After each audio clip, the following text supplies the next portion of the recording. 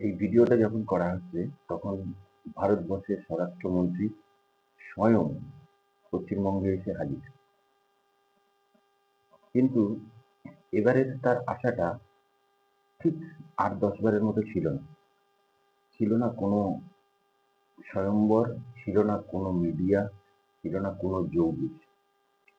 তিনি এসেছিলেন ১৭ তারিখ, মানে জুলাইয়ের ১৭ তারিখে।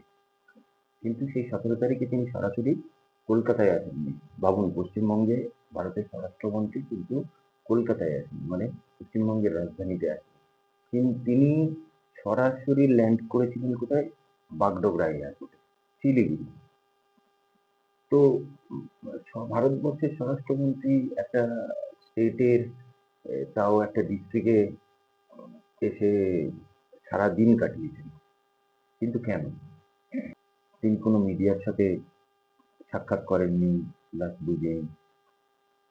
তিনি সেইভাবে কোনো মিটিং মিছিল করেননি দুদিন।